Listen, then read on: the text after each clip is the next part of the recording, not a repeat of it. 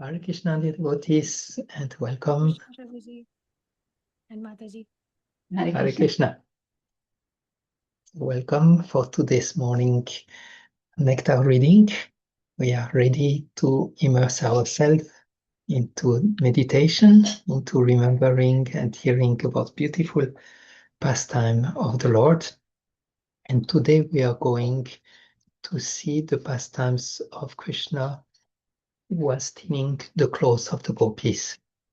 This is a pastime we most probably have heard many times, but it's very beautiful to hear from the perspective of Kavikarnapur with all his poetry and all his beautiful analogies that he's giving. And for the introduction, I will just speak of one of the points. There are many beautiful instructions or learning from this pastime. And one of them is actually how eager the Kumaris, the young Kumaris, who wanted to have Krishna as their husband. Kavikarnapur even speak about them doing sadhana. Their vrata that they were doing was something like a sadhana in order to achieve Krishna. And they were really very, very serious and very dedicated, that actually they would increase more and more their vrata as they were going. They were doing their worship of Katyayani, but as the worship was going on, they would do it better and better and increase their worship of Katyayani. Usually when we take vratas, we start strong, and then after a few days, a few weeks, it goes down, down, down, and then we just keep the bare minimum. But the intensities in the heart of the Gopis or the Kumaris was so great that they will do with great zeal. And Bhaktivinoda Maharaj mentioned, when he speaks about this pastime, he said that actually, if with tiny desires, it will not be enough to reach the highest goal. The part of sadhana is the part to intensify our desire, and this desire needs to be increased and increased and increased. And that's one example that we can have from the Gopis, the Kumaris. And here I just read two sentences that we will have in our text. Throughout the day and night of the entire month of the Vratas, the young girls maintained their zeal. Their throat always sang about Krishna's qualities. As the day passed, the Gopis offered more items and increased the standard of worship. So this is as the introduction for today. Hare Krishna, Shri Hare Govinda, and Jambavati, welcome, and also Indira. First time you are joining us. Hope you will have a wonderful time. So I will share the screen and we will start with the first meditation. Actually, we Vrindavana and this is a picture that is taken in Shirgat under the tree where Krishna climbed when he stole the clothes of the Gopis. There is a Shirgat in Vrindavan town on the side of the Yamuna, but this is the original Shirgat that is way upstream in Braj Mandala. So this is right now under the tree where Krishna climbed to steal the clothes of the Gopis. We can see the Yamuna further away, and we can see a very happy and relaxed cow lying into the dust of Vrindavan. Please watch very carefully the picture, all the small details.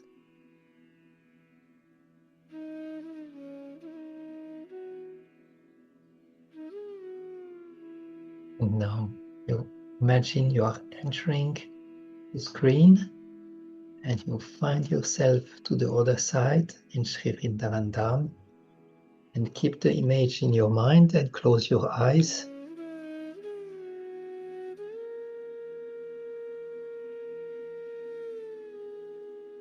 And you can now offer your most humble obeisances in the dust of Sri Vrindavan.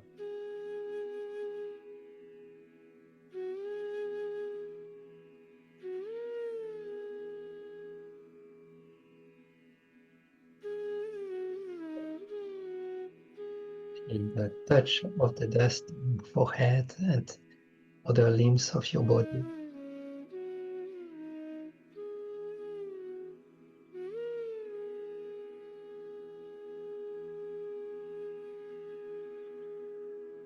Now, in your meditation, approach the base of the tree.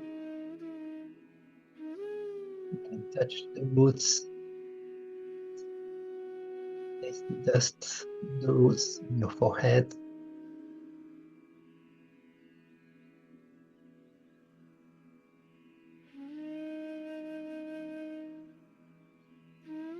With great humility, you may like to embrace the tree and pray to this tree in this pastime.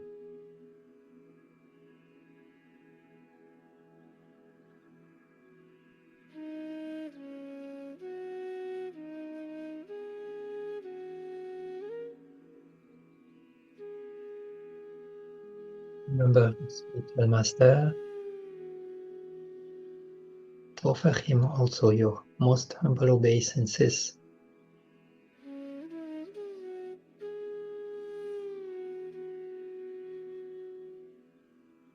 Ask him for the blessings able to enter today this secret space of Krishna's pastimes.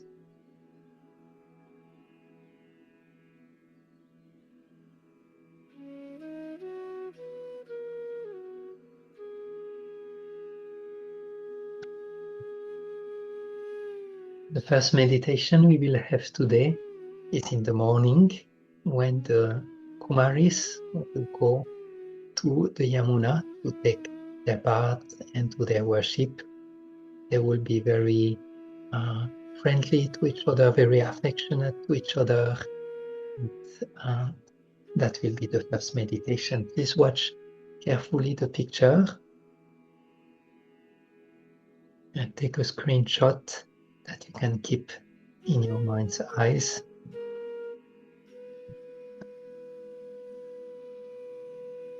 Yeah. Maybe we can ask Tanu to start the reading. Welcoming each other with respectful words, they embraced and exchanged great love. With their impeccable qualities and graceful lotus stem like arms, the Gopis looked like an attractive cluster of lotuses walking down the path. Alone, they felt shy and hesitant to approach Krishna. But as a group, they shone with the pride and power of dazzling cascade of light. Welcoming each other with respectful words, they embraced and exchanged great love. With their impeccable qualities and graceful lotus stem like arms, the gopis looked like an attractive cluster of lotuses walking down the path. Alone, they felt shy and hesitant to approach Krishna, but as a group, they shone with the pride and power of a dazzling cascade of light. Please close your eyes and try to visualize the picture we saw before as we hear the last time reading. Welcoming each other with respectful words, they embraced and exchanged great love. With their impeccable qualities and graceful lotus stem like arms, the gopis looked like an attractive cluster of lotuses walking down the path. Alone, they felt shy and hesitant to approach Krishna, but as a group, they shone with the pride and power of a dazzling cascade of light. Keep your eyes closed, keep visualizing the picture, and try to remember what you have heard.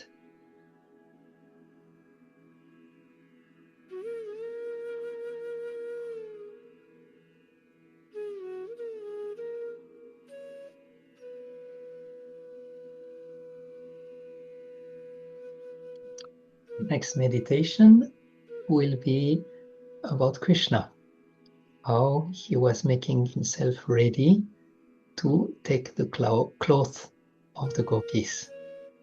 Very, very beautiful picture. So we will ask maybe Shri Hari Govinda, if you would like to read the next meditation. Hare Krishna, welcome. Hare Krishna. Krishna, who attracts the gopis and is attracted to the gopis, who always befriends his devotees and who gives happiness to all but never inflicts pain on anyone, prepared to enact his pastimes. He tied his hair under his turban, pulled up his cloth, and quieted his ankle bells. Then Krishna cast a few furtive glances while smiling mischievously. Although Krishna is an unfathomable reservoir of steadiness and all other good qualities, he often displays a unique type of fickleness.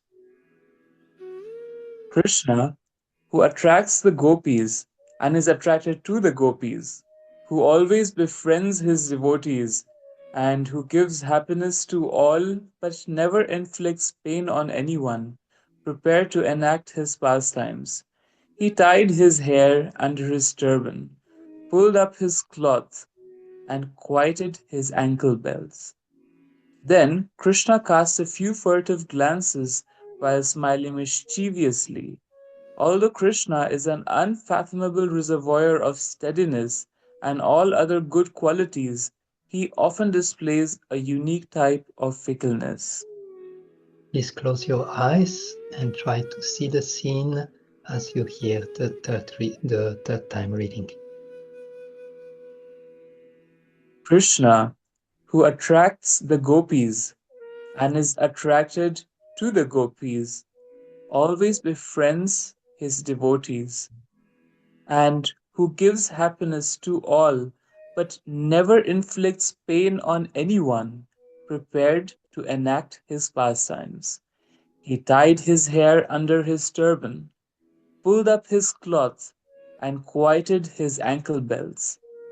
Then Krishna cast a few furtive glances while smiling mischievously.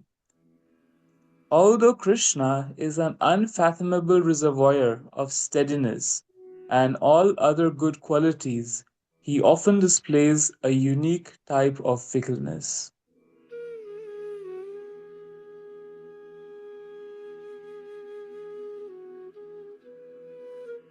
Keep your eyes closed and try to remember what you have heard.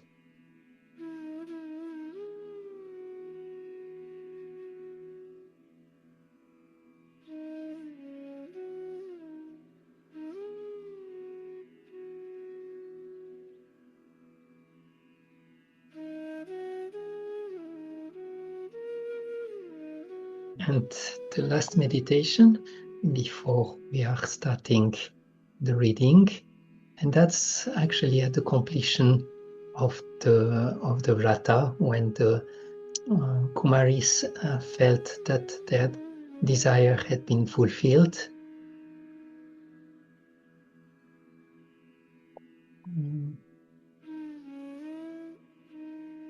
Not sure if Indira, will you feel comfortable to read it?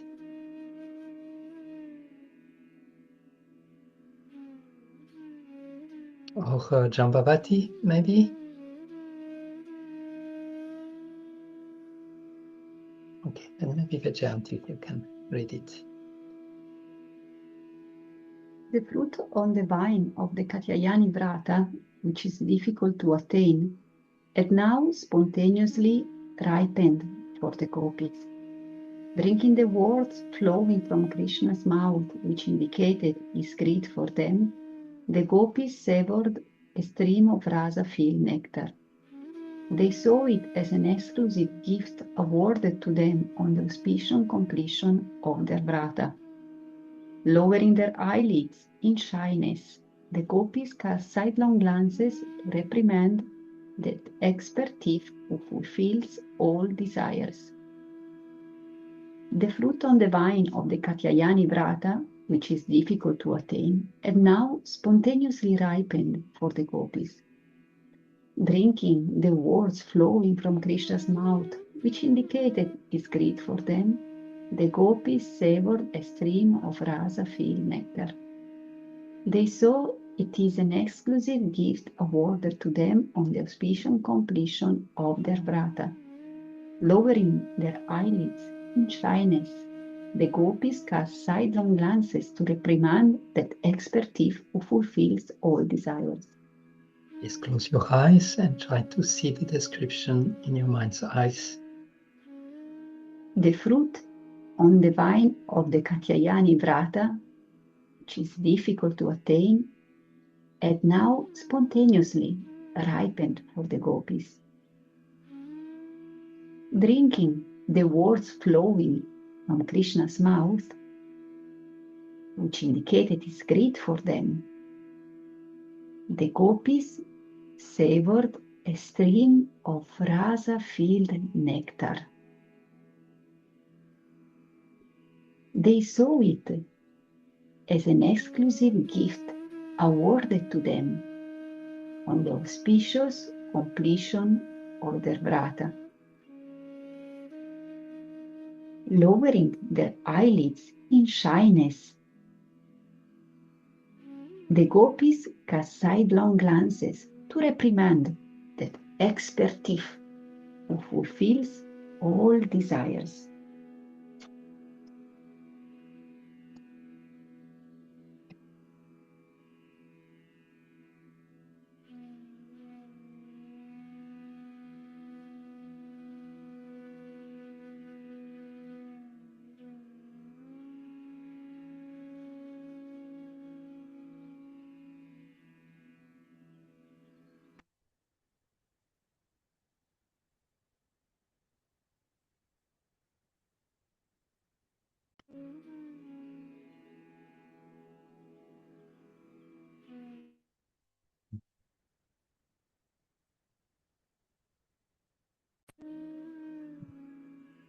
So we are ready for the reading.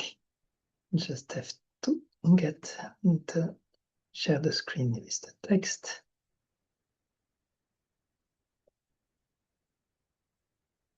Okay. Mataji Tanu, would you like to start? Thank you, Prabhuji. Stealing the garments of the gopis. The winter season quickly arrived in Vrindavan, and the Vraja Kumaris, virgins, came to the banks of the Yamuna to worship goddess Katyani during the first month of the winter season known as Margshirsha. At this time, the ripened rice paddy in the fields displayed a mixed color of red and brown. Bent in humility, the rice paddy expressed its desire to drink the water made fragrant from the white lilies blooming nearby. The newly sprouted barley spread a red and brown color across the fields. The growth of anise and coriander sweetened the earth. Spinach bloomed in household gardens. Fields abundant with sugar cane spread in all directions. The Vrajkumaris, who possessed unlimited affection for Krishna, played the part of sadhakas seeking to perfect the purity of their love for Krishna. Taking the vow, may the virtuous son of Nand Maharaj become our husband. They secretly worshipped goddess Katyani in order to attain Krishna. One day, the intense hope of the attractive Rajkumaris to attain Krishna as their husband blossomed like a flower on the desire tree of their hearts. With great affection, the mothers warned their daughters, "Your young bodies are as delicate as flowering creepers. Therefore, you cannot endure painful austerities. How will you be able to suppress the bliss you are feeling within and suddenly show the determination needed to perform such difficult activities? Since you will not be able to do it, You should not attempt to undergo this vow of worship. We have never seen you do such a thing before. Such discouraging words merely increased the gopis' determination. The mothers inquired from their daughters, "O young girls, who is the Devta whom you are worshipping? Is it Umapati, Madhava, Kamala, or Brahma? What type of puja are you doing? Is wealth required? Who is the Acharya directing the chanting of the Vedic mantras? Think about this carefully and tell us." To stop any further discussion of the subject, which might reveal their hidden intentions to attain Krishna, the unmarried gopis thought about their mother's words and answered modestly, "If any living entity puts his determined faith in any devta, then that devta will surely fulfill his desires. Therefore, we will satisfy our desires by increasing our worship of goddess Katyani. We have employed our minds to serve as the best of acharyas. His orders will determine our future and bring us to our goal. While walking or sleeping, our mental acharya is chanting a mantra to help us fulfill our purpose." Being discouraged by their mother's words from performing the Katyani Vrata, the gopis felt temporarily despondent despondent. Nevertheless, when the first day of the Hemant season arrived, waves of blissful rasa agitated the ocean of their hearts. With great enthusiasm, they collected articles to execute the Katyani Vrata. While undergoing the hardship of the Vrata, the bodies of the gopis revealed a distinct type of beauty. Since they no longer chewed tambula, the natural luster of their lips glowed prominently. Though their skin turned somewhat pale and hardened without their daily oil massages, their bodies glistened like fresh ashoka leaves washed by the rain. Since they no longer applied oil to their hair, it became dull and dry like the minds of the penniless. From eating once in a day, their bodies became very thin and lost their natural effulgences. Though they still wore gems and jeweled necklaces, their bodies looked as lackluster as the second phase of dark moon. Seeing the intensity of their penance and their emaciated condition, all the Vrajvasis were astonished and felt pity for them. Thank you so much. Shyari Govinda, would you like to continue? Yes, Prabhu. The burning desire to attain Krishna within the minds of the gopis interrupted their sleep and forced them to wake up in the middle of the night. Although insufficient sleep reddened their eyes, they washed their faces, discarded their white sleeping dresses, and put on auspicious pink clothes. While throwing off the lethargy of sleep, they joyfully considered, following the scriptural injunctions, let us take an early morning bath in the Yamuna. Every morning, the gopis would meet according to the secret agreements they had made the night before. Welcoming each other with respectful words, they embraced and exchanged great love. With their impeccable qualities and graceful lotus stem like arms, the gopis looked like an attractive cluster of lotuses walking down the path.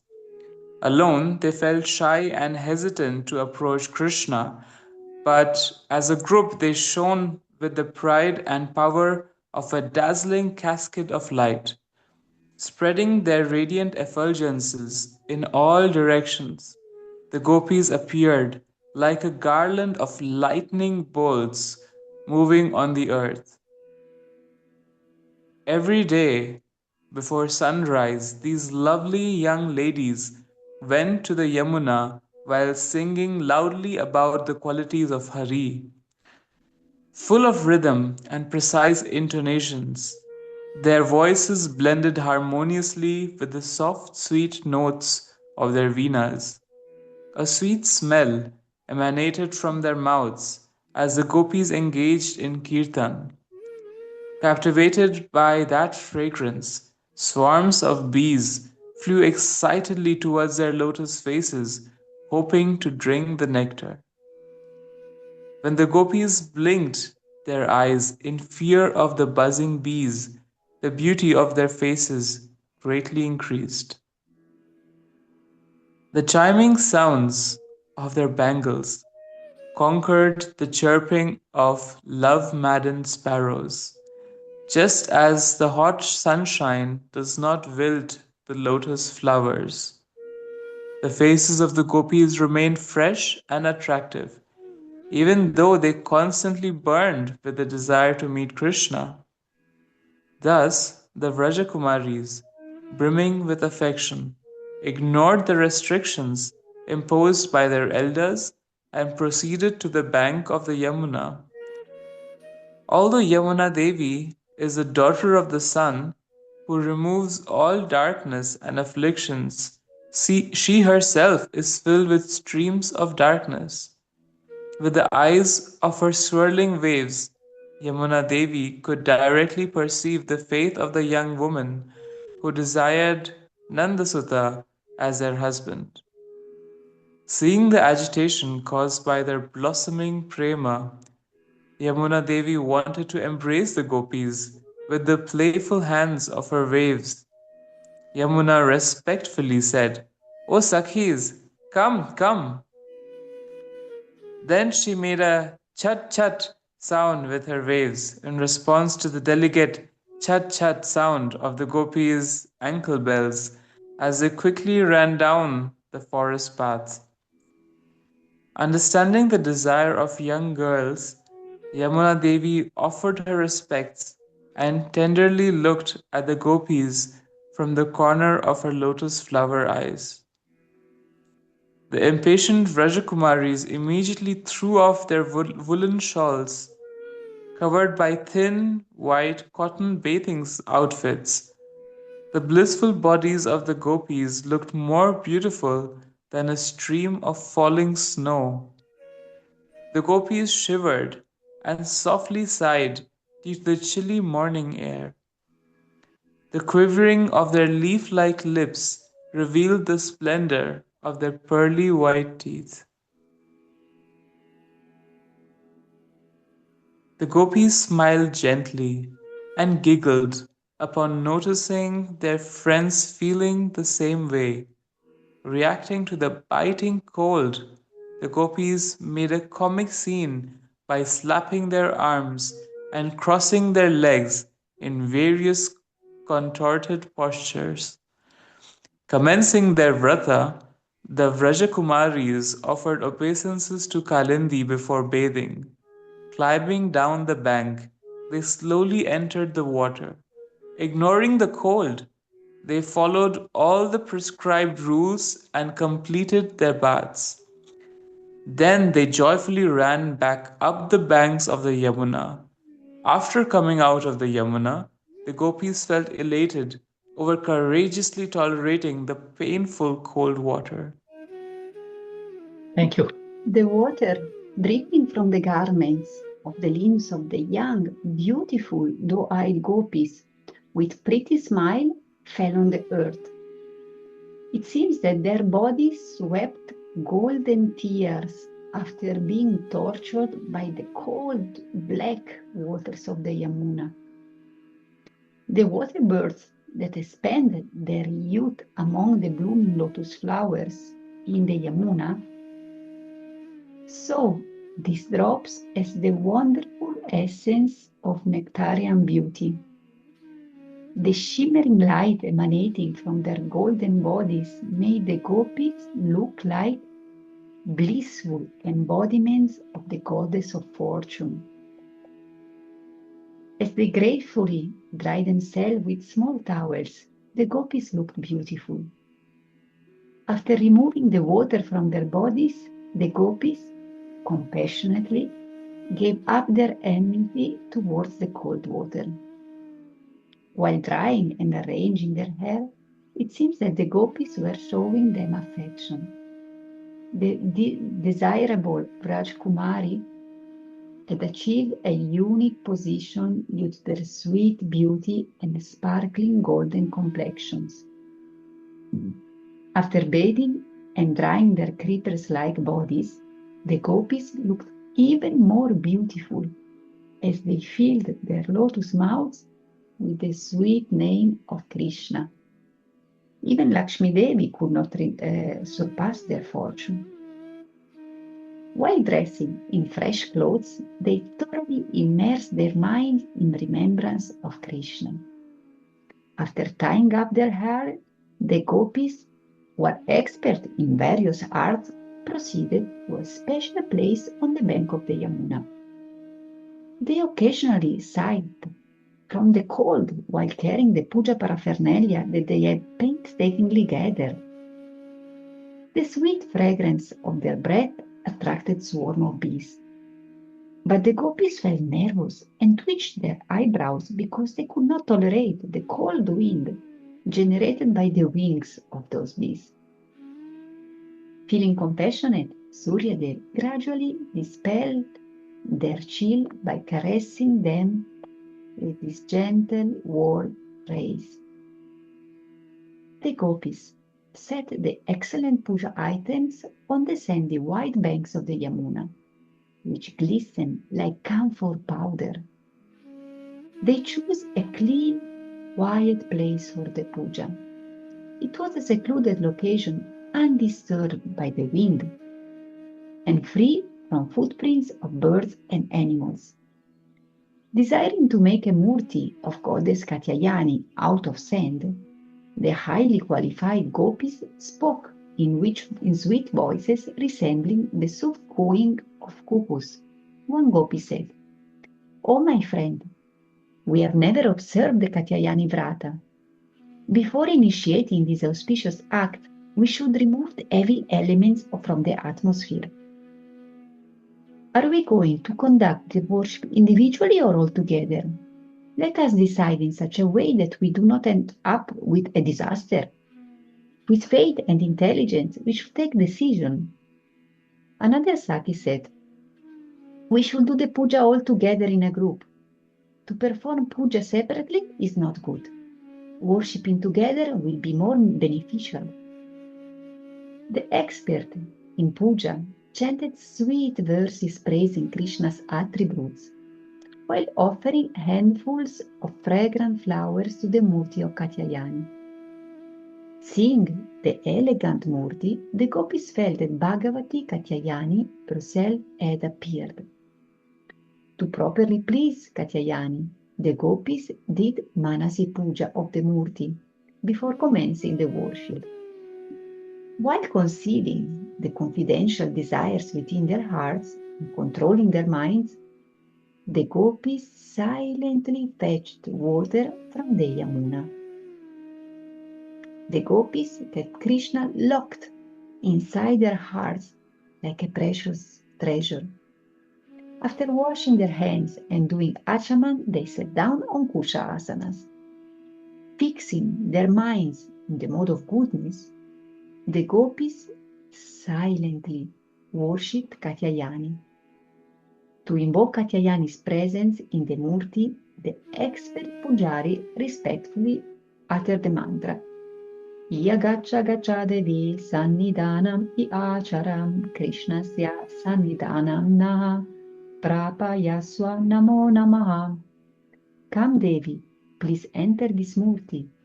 Please help us come close to Krishna. We pay obeisances to you again and again. After invoking Katyayani Devi in this way, the young gopis carefully placed an asana before her. With great bliss, they humbly requested the glorious Katyayani. "Welcome, Devi. We offer our heartfelt respects to you. Please accept this splendid asana. Oh, Devi, may your visit be auspicious. We secretly request you to be merciful to us and bring Krishna before us." After an elaborate and meaningful worship, fixing their mind on their goal, the gopi chanted the following mantra with full feeling. Katyayani Mahamaye Mahayogini Adishvari Nanda Gopa Sutam Devi Patim Me Kurute Namaha. O Goddess Katyayani, O great potency of the Lord, O possessor of great mystic power and mighty controller of all, please make the son of Nanda Maharaj our husband. We offer our obeisances unto you. After they muttered the japa with clear pronunciation, the gopi prayed, O mother of Ganesh, neither your husband Mahadev, nor Brahma, nor Brihaspati can offer suitable praise to you. What to speak of others? We are greedy only to taste Krishna. Therefore we glorify you so that you will stop the itching on our tongues. O Maheshwari, please shower your mercy upon us.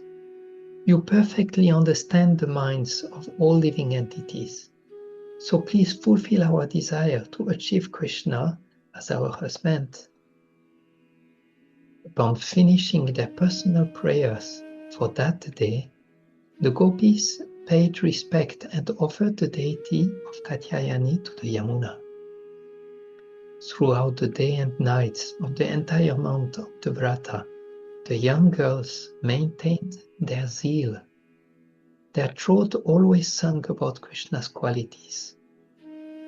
As the days passed, the gopi offered more items and increased the standard of worship. Katyayani Devi was pleased with their pure offerings and regular worship. Thus the gopis hoped to attain her grace. Indeed, just before the end of the month, they received the mercy of Devi. The all-auspicious Katyayani fulfills desires and bestows mercy and happiness upon those qualified with a pure heart. She reciprocated with the Vrajkumaris by appearing within their minds, saying, O auspicious girls, you are the embodiment of Krishna's conjugal attraction. You will attain all good fortune by worshipping Krishna. The devotees of Lakshmi, who fulfill all desires, do not worship other devatas to attain the favor of Lakshmi Devi. Your sincere prayer ornaments your heart and indicates your longing for Krishna. Your prayers also make me glorious. Very soon you will attain the association of Krishna according to your individual tastes. After speaking thus, Katyayani disappeared from their hearts. The words of the goddess greatly increased the gopis' faith. On the last day of the Vrata, the gopis fell quivering in their left arms, eyes, and thighs. Those signs of imminent auspiciousness removed their fatigue and made them confident of attaining the fruit of their desire to enjoy with Krishna. As they considered how to best complete their vrata, the sun rose brilliantly in the sky. The lotuses responded by opening happily as the atmosphere saturated with immeasurable joy. The gopis worshipped Devi with countless numbers of the best quality articles. Rejoicing over the successful completion of their vratas, the gopis liberally offered the various puja items. Anticipating the forthcoming result of their austerities, the gopis succumbed to a playful mood and stood up excitedly. After receiving the blessing of Katyayani, they took off their fancy pure silk saris and placed them on some clean ground. Following the local custom, they bathed naked in the Yamuna. Elated and enthused, The gopis joyfully pushed and squeezed each other. Basking under the warm water of the sun, they were oblivious of the cold water. The blissful gopis created a captivating scene as they lost themselves in the fun of water sporting. Mataji Tanu? Meanwhile, according to the previous day's plan, Krishna became controlled by the pure love of the gopis and thus moved in their direction. The prema of the young gopis reached perfection because it had the desire to give bliss to Krishna as its only goal. In order to dispel the pain of their longing, Vrindavan Chandra, the master of all masters of mystic yoga, left the happiness of herding the cows and playing with his intimate friends. He went to perform pastimes with the gopis in order to make the bud of their heart's prema blossom into a flower. Krishna took some of his young friends and went to enjoy with gopis. These blissful boys had spotless characters and beautiful forms that resembled toy dolls. Secretly and unseen, Krishna arrived amidst the gopis. He wanted to award the gopis the fruit of their endeavor and at the same time relish a playful pastime. Thus, Krishna, who is the color of a new monsoon cloud, who attracts the gopis and is attracted to the gopis, who always befriends his devotees, and who gives happiness to all but never inflicts pain on anyone, prepared to enact his pastimes. Krishna tied his hair under his turban, pulled up his cloth, and quieted his ankle bells. With a glaring look, Krishna silenced the silly talking of his young friends. Then Krishna cast a few furtive glances while smiling mischievously. Although Krishna is an unfathomable reservoir of reservoir of steadiness and all other good qualities, he often displays a unique type of fickleness. Adopting the mood of a thief, Oops, sorry, I went too low. Yeah. Adopting the mood of a thief, Krishna arrogantly snatched the gopis' clothes and slung them over his shoulder. After hushing up his little friends, Krishna quickly climbed to the top of a kadamba tree. Sitting on a branch, Krishna glanced toward the gopis and listened to their talk. At that time, the young gopis, who are praised even by the goddess of fortune, desire to stop bathing. Not seeing their clothes on the bank of the river, the gopis thought with surprise, "Who stole our clothes? There is no one here except the rays of the sun. And on the banks, there are only the footprints of some water birds. Perhaps the devtas have hidden our clothes somewhere, because when they visit, they do not touch the earth nor leave any footprints." The gopis looked fearfully here and there while arguing over the various possibilities. The waves of their sidelong glances skimmed across the surface of the Yamuna. The gopis scanned all directions with their wide blue eyes that resembled the petals of a blue lotus. Their unparalleled beauty astounded the whole universe. The glances of gopis resembled rows of glittering safari fish darting to and fro. Not finding their clothes, they submerged in an ocean of sorrow. Seeing their plight, the young prince of Vrindavan, who removes the sadness of the world, assumed a splendid aura of beauty as he sat on the Kadamba tree. His natural effulgence easily eclipsed the radiance of the sun. While smiling at his young Gopa friends, Krishna joked with the gopis in a sweet, clear voice soaked in a nectar unknown even in the heavenly planets. Krishna said, "O young girls, you should not be so disturbed by this. I've stolen your pure, sparkling garments just to attract your minds and relish some pleasurable pastimes. Using your pearl necklaces as an offering, give up your pride and come here alone or come all together to get your clothes." The fruit on the vine of the Katyani Vrata, which is difficult for others to attain, had now spontaneously ripened for the gopis. Drinking the words flowing from Krishna's mouth, which indicated his greed for them, the gopis savored a stream of rasa filled nectar. They saw it as an exclusive gift awarded to them on the auspicious completion of their vrata. In this way, the gopis overcame the fatigue from executing their austere vow. Lowering their eyelids in shyness, the gopis cast sidelong glances to reprimand that expert thief who fulfills all desires. Krishna's appearance seemed like some good fortune arriving at the wrong time.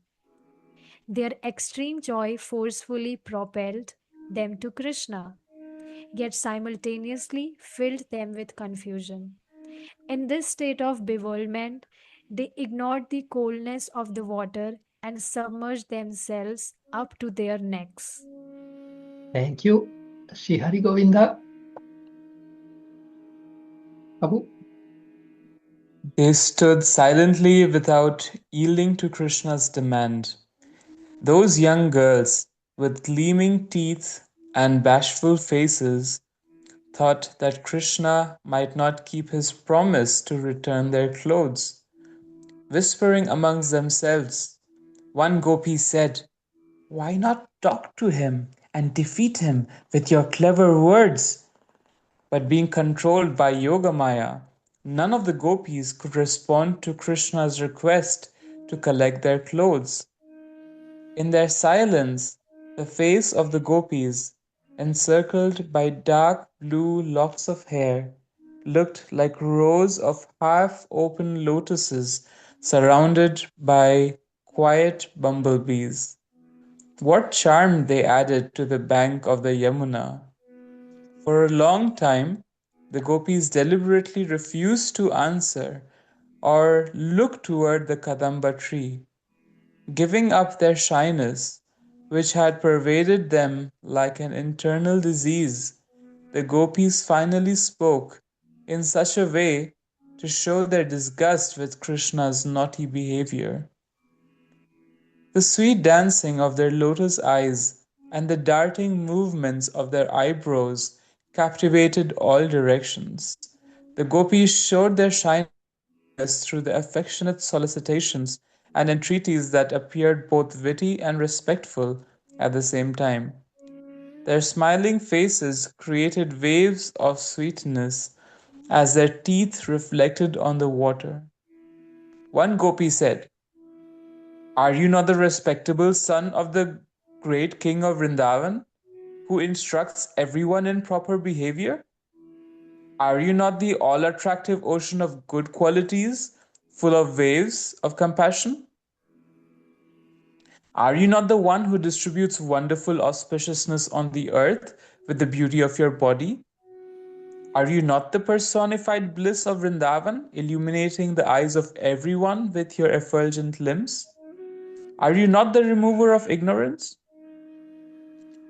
Therefore, how could you have suddenly performed such an unjust and abominable act? You should not do such things because you are the most worshipable entity and the benefactor of the world. So why have you done this atrocious act? We deserve your mercy after having executed such difficult austerities. Your conduct gives death to all the virgins in Vrindavan. Why did you steal our splendid garments needed for our vrata? Is this your idea of fun? It will not do you any good, but rather it will make you infamous. You should follow the path of honor and not be unfair. Now return our clothes and maintain your spotless fame. Affected by their pleas and shyness, Krishna said, O lotus-eyed girls, I am not a skillful speaker who is prone to lying. Of course, some eloquent speakers are so habituated to lying that even when telling lies, they repeatedly say it true. Thus, people accept their lies as truth. However, it is well known that my nectarian words are always true. Even in joking, I do not conceal the all auspicious truth. It is not proper to joke, especially with ladies like you who are practicing vratas. When I said, Come and take your beautiful clothes, I was not telling a lie. The Gopi said, O one who removes intense pain and destroys irreligion, why are you deviating from the path of dharma? Even jokingly, a good person never says such things. O deliverer of Gajendra, you are famous for being naturally merciful. But why are you not showing one drop of mercy toward us? Why can't you sympathize with our suffering? You're not considering how to remove the confusion within our intelligence as we stand here up to our necks in ice cold water.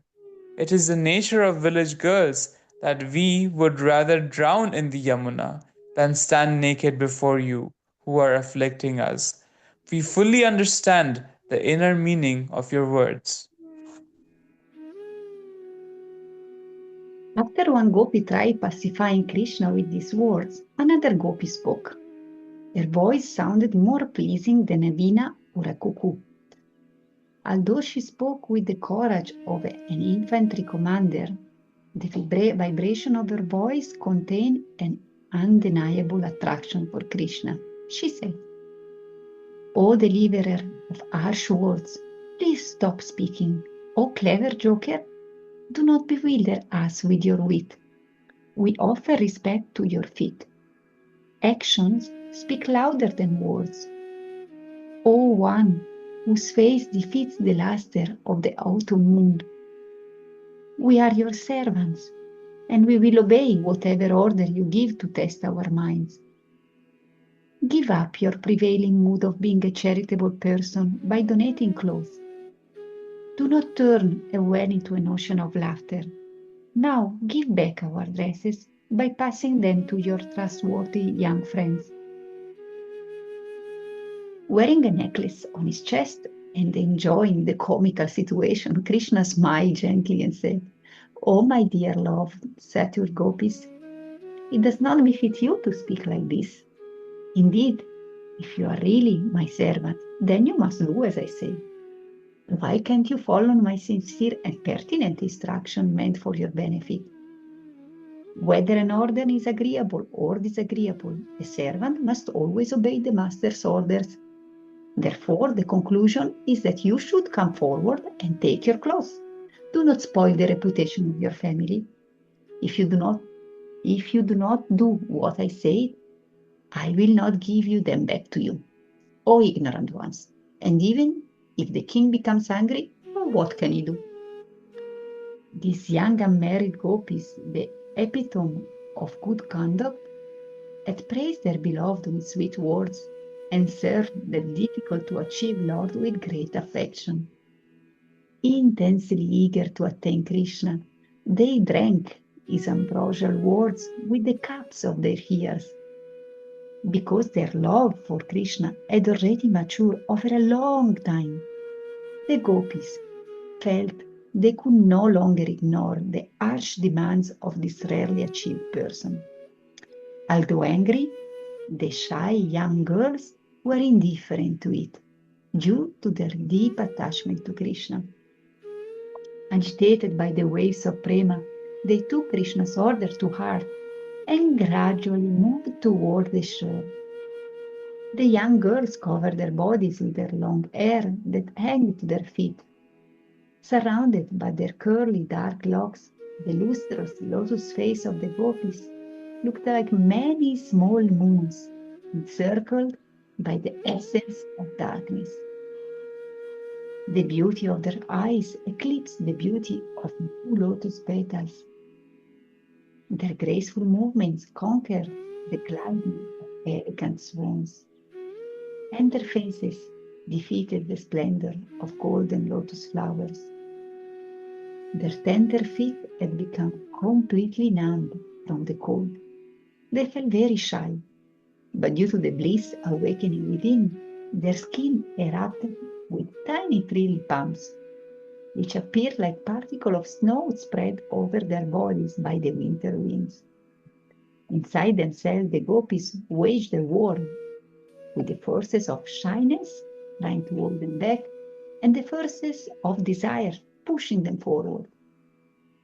As they came up to waist level in the water, the gopis suddenly stood still by the scolding of the Saki known as modesty. They joked with each other. "Oh, Saki, you go first." No, you go first." "Oh, thin-waisted young girl, why not go?" "Oh, no, you go first." In that lonely place, Krishna greatly relished this splendid conversation.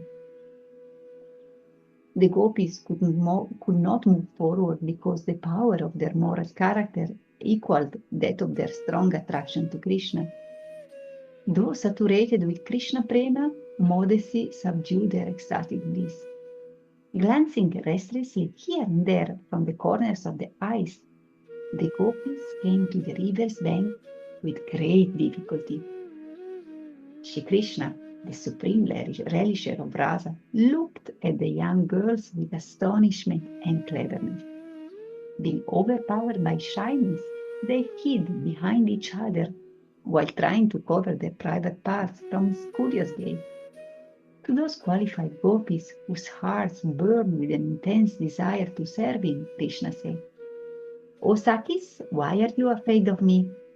You are standing there in a confused state as if you are not the least bit attracted. How is it possible to cover yourself?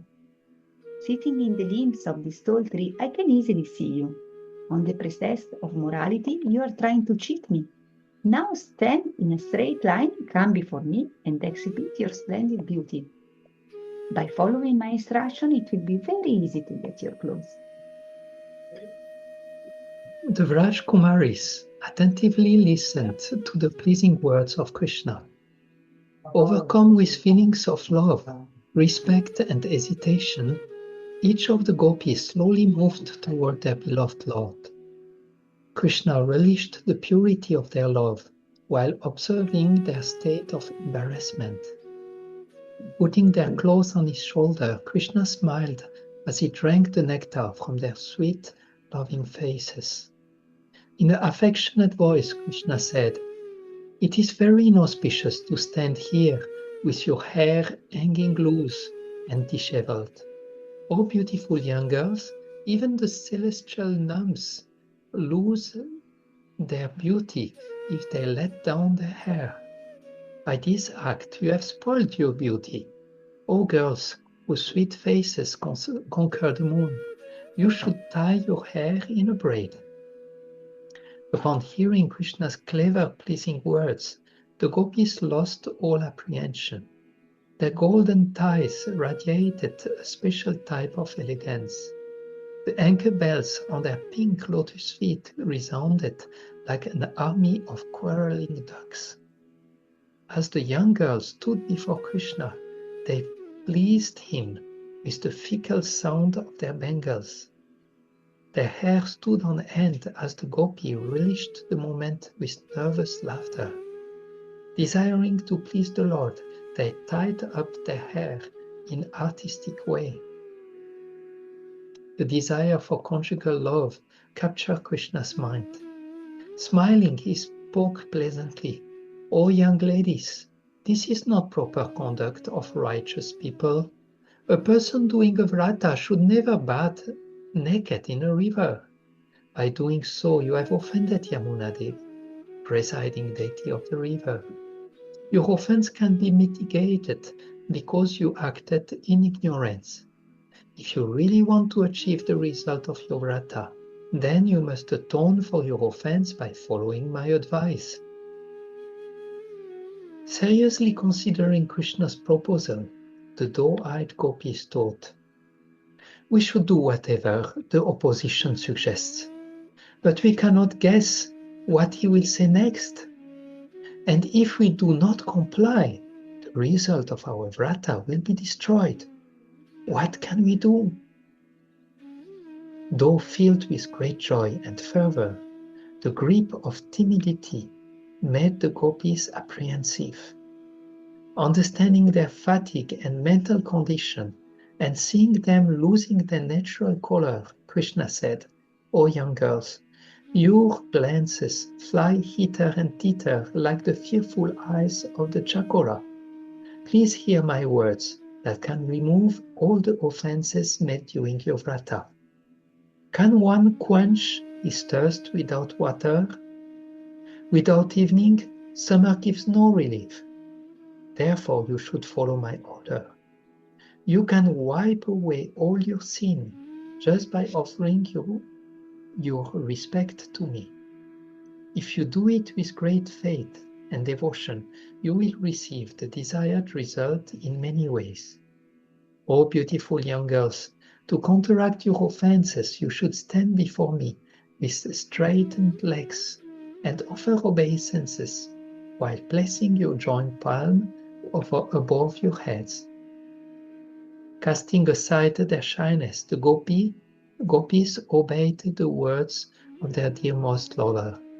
With half-closed eyes, they held their joint palms above their heads and offered respect to Krishna, who made them act just like toy dolls. The Gopis pacified Krishna by standing humble before him, with their heads hanging down. As Krishna's prem-filled heart melted, a nectarian smile perfumed his lips. Glancing at the young girls, Krishna revealed his desire by saying, You have greatly pleased me, and I feel the utmost limit of love for you. Dress yourself in your clothes, which are redder than pomegranate's flower. May you drown in the ocean of ecstasy, according to your individual taste of love. The final page for Tanu. After saying this, Krishna extended his hand to give each gopi her respective clothes. The good fortune of the Vraj Kumaris far surpassed that of the goddess of fortune. Holding their shimmering dresses in their hands, the gopis looked like clusters of golden lotuses bedecked with flags. They appeared very beautiful and ready for the play of love. Then they carefully put on their clothes that were nicely scented from the touch of Krishna's lotus hands. Glancing shyly at Krishna, their golden lotus faces bloomed with beauty. Their bodies trembled pleasurably from the excitement of finally achieving his association. Tasting the topmost happiness, the gopis stood here steeped in affection. Even without touching Krishna, they felt his powerful embrace. Abandoning his gravity, the young prince of Vrindavan spoke compassionately to the young girls. I knew everything before the desire tree of your determination sprouted. I have performed this astonishing pastime just to increase your love. By ordering you harshly, I tested the purity of your love. Attracted to me, you submissively obeyed my beneficial orders, and therefore I have manifested eternal love within your hearts. Your desire is pure, eternally existing, and laden with rasa. I reciprocate differently with people in the mundane world. If a pure hearted person displays such intense desires, I will transform them into prema. Then he will taste the blissful nectar derived from experiencing my qualities.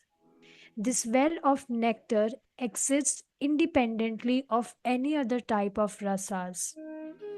Even Lakshmi Devi hankers for the love that you have so clearly displayed. Just as rice paddy that is boiled in water or fried in fire can never show the qualities of the seed, similarly, the lusty desires of the common people can never sprout in the ocean of such supreme prema, rasa. After hearing Krishna speak, the thoughtful girls appeared beautified with the sweet fragrance of the wine of fickleness. Accepting the words of their dearmost as truth, the gopis experienced both immeasurable joy and agitation due to their intense longing for Krishna. Then the gopis cried tears of happiness, and without responding to Krishna, the gopis just stood for some time. Now that their vrata was finished, the gopis felt surcharged with love and incredible bliss. They murmured among themselves with voices as sweet as cooing birds. Krishna continued, "Now return to Vrindavan. Soon we will enjoy together during a festive night. You have attained eternal perfection. So stop whispering like thirsty chataki birds. With their sidelong glances and lips trembling in love, the gopis appear to be covering Krishna with a shower of blue lotus petals and newly unfurled leaves. Pacified and pleased, the gopis then returned to Vrindavan with great difficulty. Thank you.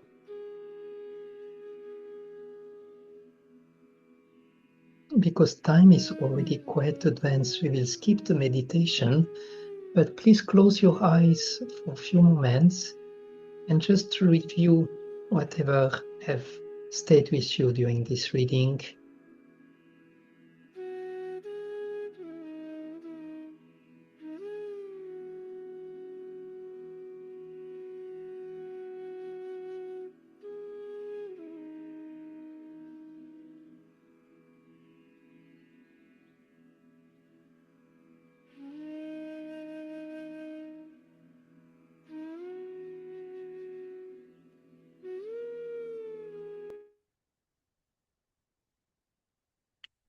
So thank you so much for joining. It has been actually quite of a challenge to prepare this reading. It was actually much longer. I had actually to condense it to have it like today, and still it was actually quite long today. But I think it was a beautiful immersion into the beautiful descriptions of Kavikarnapur. There are actually few beautiful teaching of this pastime, and one of them is that even though the gopis, and that I think is really something that stays with me, is that even though the gopis were doing already quite of an intense vrata, they were not eating properly, they were not sleeping much, they were going to the cold water, still it was not enough. Still Krishna was asking more and more and more from them.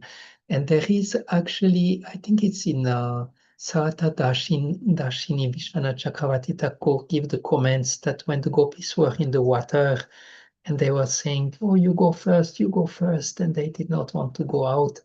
After sometimes one of them said, "I think if we want to please Krishna, we need to give up our self-interest. We have to forget about ourselves and really give ourselves like the way Krishna is asking." And I was thinking how Krishna, this is for our benefit, but Krishna wants our full love. He is not fully satisfied with half type of sadhana. He wants our self fully, and that's, I think, a very beautiful teaching of the lila, that Krishna is actually demanding and the gopis to give all they have, really all, meaning mainly their hearts at the end. And there is also Bhaktivinoda Maharaj give a very nice comment. I think We can share it. yeah, it might also come from Sarata Darshini when Krishna at the end say you come, you have to offer respect, put your hands on the head, and you have to come dress in your smile. And Bhaktivinoda Maharaj give the very nice example that even though it was very difficult for the gopis to do that, what they had to do, still they did it with the smile. And even though sometimes spiritual life is not always easy, and we might hear, yes, you have to give your heart, but we might feel, oh, but how do I do that? I'm not able, and like this. Still, we should do whatever we can do with our smile. Dress in our smile. I mean, there are many other things, but also time is there, and I will not like to prolong, but I will be very happy to hear from you if you have anything you like to share from today's reading, any pictures, any thoughts. Vishi Hari Govinda, if you like. Yes, thank you once again for actually doing this. I mean, last week I couldn't be there and I was really missing, so it is so lovely to have this association. And there were so many beautiful imagery again. I was just kind of making small notices, points, like describing them as a group of lightning bolts, and then like snow, and then the chat chat of Yamuna and the chat chat of the ankle bells. And today there were a few mention of bees while they were singing, and then when they were in front of their eyes, and how they were making cold wind in an already cold, because I'm imagining it is after Kartik, so it is in November month, so it feels so cold in Vrindavan. And and then there was this one line that as the Vrata progressed, they kept increasing their standard of worship, even though they were fasting and so much of austerity. So I felt that is also a suggestion and an advice to us that we should keep increasing our standard and not just stay at the same level. And of course, this contradiction: the expert thief who fulfills all desires. So lots of um, beautiful things, and ultimately, in the end, I felt Krishna always has his plan, even when it feels uncomfortable and it feels sometimes, why is this happening? This is even embarrassing. But once one goes through it and actually surrenders, Krishna rewards accordingly. So very beautiful. Thank you so much. Beautiful. Thank you so much, Shri Hari Govinda. Mataji Tanu, you have any reflections, any? Yes, Prabhuji, I also noted down some points where it was mentioned that while throwing off the lethargy of sleep, they joyfully considered, means they were leaving their lethargic. So I was thinking about this point, that no matter how we are feeling in morning time, we should also give our sleep so that we may chant our rounds nicely in the morning, because it's a standard. So even we don't like it, but we should follow the standard. And other point I liked, that even Yamuna Devi was aware about the great intense love gopis had for Krishna in their heart. So she was also respecting them. She was paying obeisances to them. So yes, this was also a very beautiful point. And I was again and again thinking about uh, His Grace Hari Parshad Prabhuji. He took the sessions on crookedness of Krishna. So I was thinking about those points while discussing this, while we were reading this. Thank So, you. yes. Thank you for sharing. Najanti? Well, I think I like very much this image. I mean, the one of the bumblebees, I also like it very much. Both of them, both when they were walking. So this is also very beautiful in the morning when they walk. That they do kind of kirtan, how much they were constantly singing, and all the way doing this vrata, they were just constantly singing, And then I like it also, like, the playfulness of Krishna. Also, it's just so beautiful when it's silencing, I don't know how you say, silencing the ankle bells, putting his dhoti up and then going up. But yes, so I think I like it very much, this, and the conversation also. Again, like also how Krishna was, though they knew each other feelings, but there was also this playfulness. So it's that's also Okay. Of course, there is also this point of being naked in front of the Lord, to not hide ourselves, to not play, how you say, to not be crooked, actually, to be who we are in front of the Lord with our faults and our mistakes, and accept ourselves the way we are, and still offer ourselves to the Lord. That is also a beautiful message. So thank you for joining. Beautiful that you are joining us regularly, and very nice to have your association, and very nice to get those are very powerful of injections of Krishna. I don't know if you can say Krishna prema, but it's very, very powerful. And then last things, it came actually in the text, but in a very, very subtle way. But it comes in the Srimad Bhagavatam in a very powerful and very clear way. It's one of the last verse of this chapter, when Shukadev Goswami said that if a seed is fried into ghee, the seed will not be able to grow anymore. The seed is finished. And in the same way, by the power of hearing Krishna's pastime, the seed of material enjoyment that is in the heart of the devotee will be fried. And this seed of material enjoyment will actually not continue bearing fruit and growing in our hearts, which is like a very, very beautiful